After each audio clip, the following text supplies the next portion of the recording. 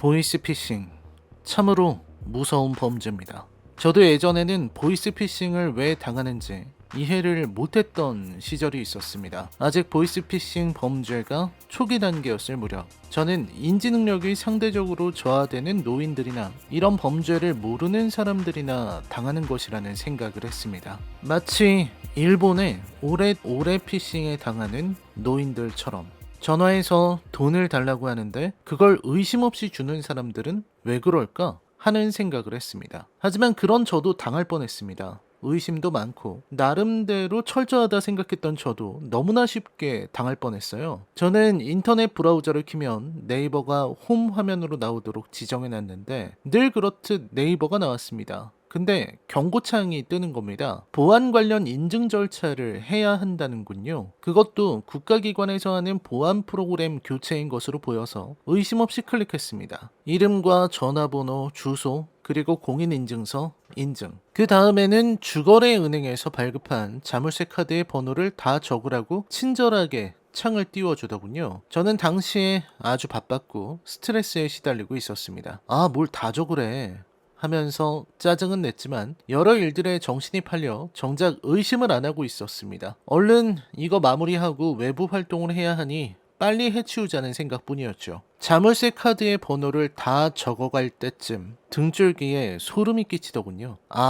이렇게 당하는 거구나. 퍼뜩 그 생각이 뇌리를 스치자 저는 이제서야 모든 것이 이상하다 생각했습니다. 하지만 이게 사기라는 것을 알면서도 그 사이트가 기가 막히게 똑같았습니다. 클릭하면 링크도 작동합니다. 이걸 언뜻 보고 알아챌 수가 없을 정도로 정교했어요. 이런 걸 파밍 사이트라고 하더군요. 영화 보이스는 중국에 콜센터를 두고 있는 보이스피싱 범죄 조직을 소탕하는 이야기를 담았습니다. 당연히 현실에도 존재하는 범죄이기 때문에 저는 보는 내내 짜릿한 공포를 느낄 수 있었습니다. 하지만 이 공포는 어디까지나 현실에서 언제든 검찰이든 국정원이든 국감원이든 은행이든 4층에서 전화를 걸어올 수 있다는 직접적인 공포에서 기인하는 것이지 영화의 연출이나 구성이 좋아서 공포를 느끼는 건 아니라는 게 문제입니다. 다루는 소재와 그 공익적인 메시지는 훌륭하지만 정작 영화는 조금도 훌륭하지 않습니다. 문제는 바로 여기에 있는 거죠. 알기 쉬운 캐릭터를 연기한 변요한, 정말 연기 하나는 기가 막히다는 생각이 들게 만드는 김무열이 활약한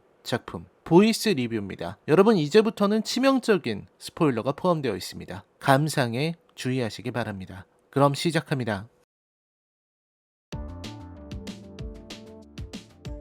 이건 하나의 교육이라는 생각이 들었습니다. 그리고 교육 목표는 아주 간단합니다. 보이스피싱은 아주 치밀하고 무서운 범죄이며 이러한 범죄에 당해서 돈을 송금한 피해자들은 죄인이 아니라는 거죠.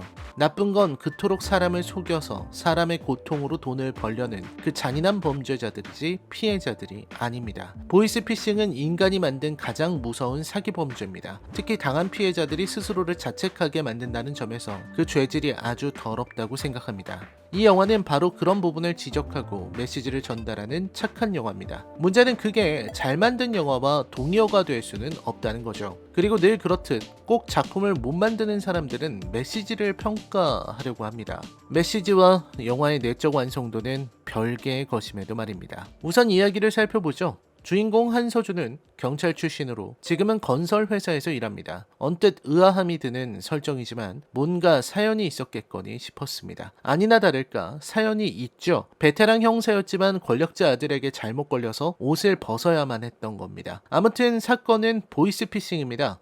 이 건설회사의 대표도 보이스피싱을 당하고 한서준의 아내도 보이스피싱을 당합니다. 자신을 한서준의 친구이자 변호사인 김현수라고 밝힌 남자의 말에 깜빡 속아 넘어간 서준의 아내는 그대로 돈을 모조리 송금하고 진실을 마주합니다. 속았다는 사실을 알자마자 은행으로 달려가지만 이미 늦었고 경찰에서는 전화만 듣고 그 많은 돈을 보내냐는 식으로 피해자를 탓하는 말이 나올 뿐입니다. 그리고 서준은 복수를 위해 움직이죠. 영화의 전반부는 흔히 말하는 총책과 콜센터를 찾기 위해서 한국에서 고군분투하는 서준의 모습을, 영화의 후반부는 중국 콜센터에서 벌어지는 일을 담았습니다. 간단하게 요약하면 서준은 대림동 지역에서 활동하는 책임자, 나름대로 한국에서는 거물급 관리인인 박 실장이라는 인물을 찾아내고 그를 덮치는 경찰들로부터 그를 구해내 신뢰를 얻고 그 인연으로 중국의 콜센터로 이동하게 됩니다. 그리고 그 안에서 모든 진실과 마주하게 되죠. 한서준은 이 시점에서 경찰의 수사를 방해하는 것으로 나옵니다. 사실상 한서준은 전직 형사일 뿐이고 지금은 사적 복수를 위해서 움직이고 있는 것이죠. 아무튼 한서준은 중국 콜센터의 실상을 보게 됩니다. 그리고 영화는 무시무시한 범죄 집단의 실체를 보여줍니다. 이 영화에서 가장 뛰어나다고 생각하는 부분도 바로 여기에 있습니다. 중국의 보이스피싱 조직은 생각보다 훨씬 무서운 범죄자들이었습니다. 자기들이 만들어 놓은 대본을 바탕으로 팀을 이뤄서 사람을 속입니다. 특히 납치 프로그램을 활용해서 전화를 어디로 걸어도 이쪽에서 받을 수 있도록 스마트폰을 감염시켜 놓고 연극을 시작하는 건데, 이 방법이 굉장히 치밀하고 악랄해서 어지간한 사람들도 다 속을 정도입니다. 제 친구 녀석도 중고차 거래 사기를 당해서 정신없던 시절에 검찰을 사칭하는 보이스피싱 전화를 받았을 때 감쪽같이 속았다고 하더군요. 평소에 그런 걸 누가 당하냐고 생각하던 인물이었습니다. 그런데 여기는 더욱 치밀합니다. 금감원, 은행, 경찰 등 역할을 바꾸어가면서 같은 말을 하게 만듭니다. 경찰도 일단 금감원에 연락해봐라. 은행에 전화해도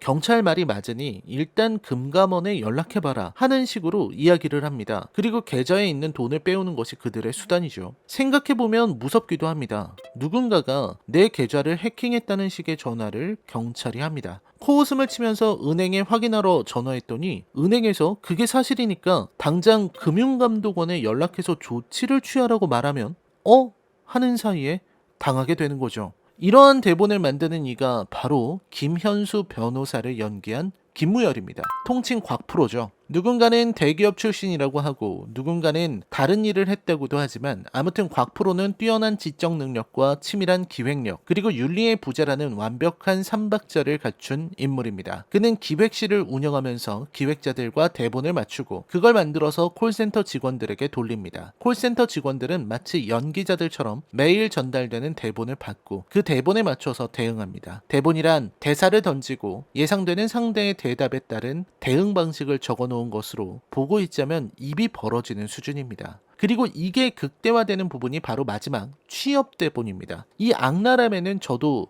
고개를 절로 흔들게 되더군요. 이 취업 대본은 곽프로가 평상시 주장하는 모든 것이 담긴 작품입니다. 곽프로는 보이스피싱은 공감이라고 말했죠. 이성이 아니라 가슴을 울리는 게 보이스피싱의 본질이라고요. 그리고 곽프로는 그걸 너무나 잘 알고 있기 때문에 사람들의 희망을 붙들고 늘어집니다. 그리고 그 피해의 대상이 되는 것은 우리 사회에서 가장 약하고 가장 많이 희생되고 있는 세대, 바로 청년들입니다. 하필이면 취준생이라고요. 맙소사. 도대체 요즘 청년들은 무슨 죄를 지었기에 이렇게 암울한 시대 상황에서 악랄한 적들과 맞서야 하는지 의문이 들 정도입니다. 늘 청년들이 힘들다 하고 저도 20대 때 힘들기는 했지만 지금처럼 절망적이지는 않았습니다. 그리고 이렇게 힘든 시대이기 때문에 곽프로가 뿌리는 그 달콤한 독약을 의심 없이 삼키게 되는 겁니다. 곽프로는 한 증권계 회사에 지원하고 최종 면접까지 간 400명의 개인정보 명단을 확보했습니다. 그리고 그들을 대상으로 시나리오를 기획합니다. 곽프로의 시나리오는 이렇습니다. 우선 합격 통보.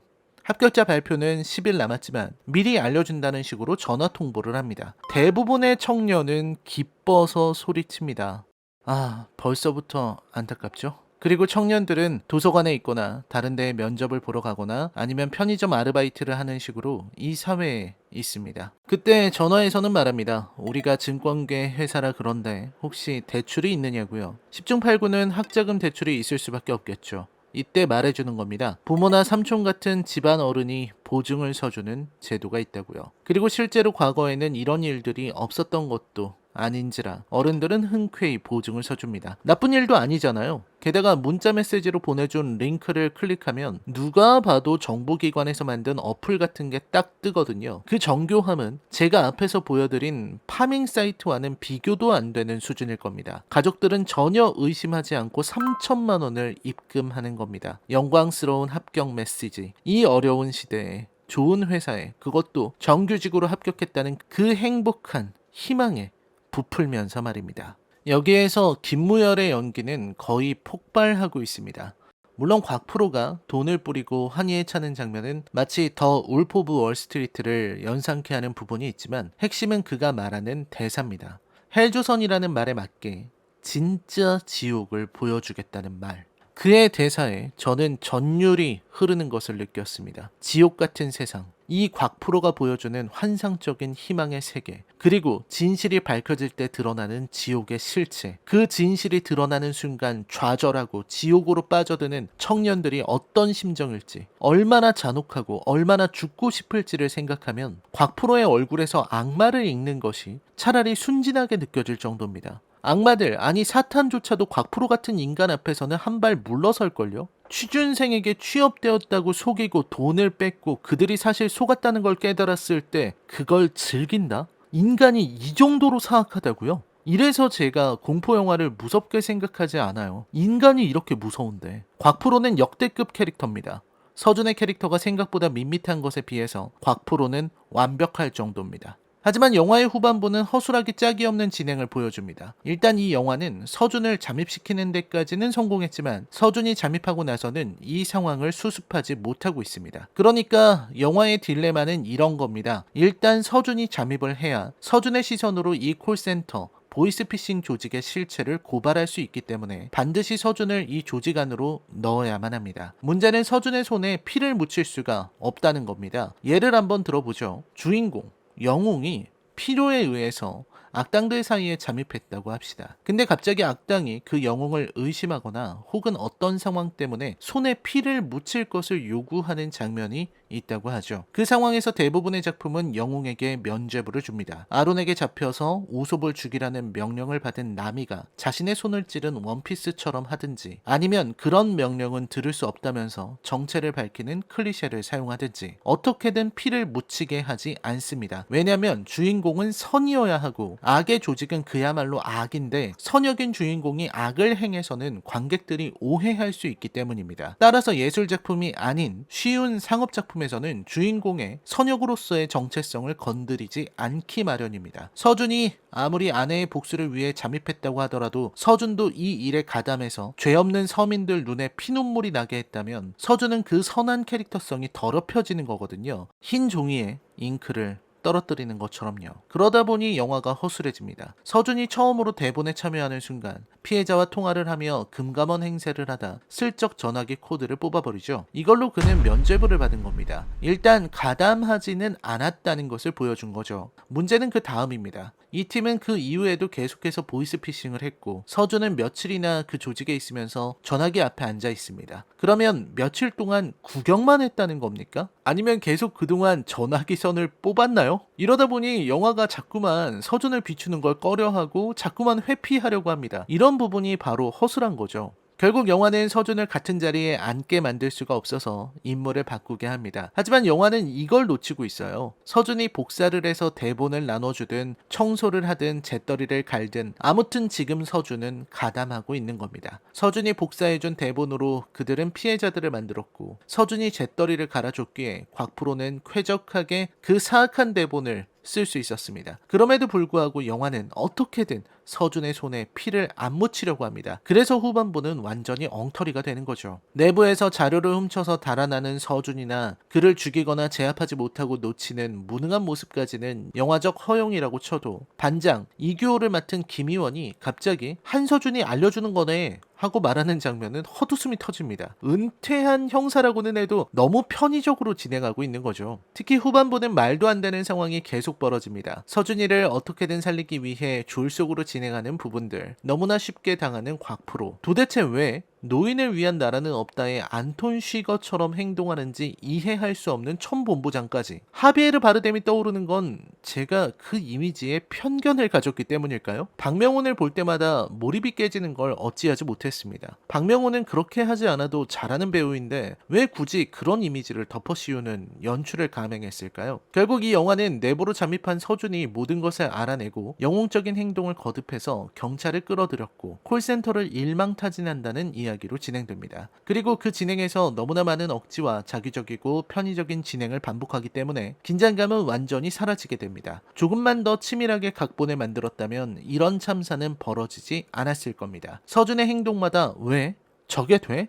라는 말이 나오게 된다면 이건 각본이 잘못된 거죠. 그리고 엔딩에서 대놓고 카메라를 바라보고 말하는 특유의 교훈 엔딩으로 끝나게 됩니다. 메시지 하나는 확실해서 좋더군요. 그게 이 영화의 전부이기도 하고요. 저는 카메라를 향해 메시지를 직접적으로 던지는 이런 방식이 그 자체로 나쁘다고는 생각하지 않습니다. 작품의 상황과 어울린다면 충분히 쓸 수 있죠. 하지만 그 노골적인 메시지 던지기가 과연 어느 정도로 관객의 마음을 울리고 생각하게 만드는지 따져봐야 한다고 생각합니다. 그런 의미에서 저는 마지막 대사는 불필요했다고 생각해요. 김희연이 던진 마지막 대사는 이미 앞에서 영화를 통해 충분히 설명했잖아요. 그걸 굳이 친절하게 한번 반복할 필요가 있을까요? 진짜 학습 교재도 아니고 말입니다. 전반적으로는 실망스러운 영화였습니다. 결국 이들이 하는 행위를 완전히 뿌리 뽑지도 못했고 영화의 진행은 아쉽기만 했습니다. 오히려 보이스피싱을 소개하고 설명하는 장면에서 폭발했던 그 재미와 진정성을 서준의 활약이 무너뜨리고 있다는 인상까지 받았습니다. 배우들의 연기는 좋았습니다. 특히 김무열은 정말 훌륭했어요. 그전에도 이런 역할을 안 했던 건 아니지만 왜 김무열인가를 생각하게 만들었습니다. 변요한은 지금까지 보여준 활약에 비하면 밋밋했지만 저는 이게 캐릭터의 문제라고 생각합니다. 아쉬운 건 이주영이죠. 단편 몸값에서부터 인상적인 모습을 보여줬던 이주영은 이번에는 좋은 캐릭터를 만나지 못했습니다. 이주영 같은 개성 있는 배우를 쓰면서도 흔한 주변인으로 망가뜨린 영화의 솜씨를 탓해야 할까요? 영화 보이스에 대한 제 평점은 10점 만점에 4점입니다. 영화의 재미 자체는 부족하지만 영화가 지닌 매력은 분명했습니다. 적어도 보이스피싱의 무서움을 보여주는 그 한 장면만으로도 이 영화는 볼만한 가치가 있습니다. 그렇기에 더 아쉬워지네요. 이만큼 좋은 소재, 이만큼 강렬한 이야기를 갖췄으면서 정작 그걸 장르적으로 풀어가는 과정에서 힘을 잃었다는 부분이 말입니다. 라이너의 컬처쇼크 영화 리뷰는 계속됩니다. 저는 다음 영상으로 찾아뵙겠습니다. 시청해주셔서 감사합니다.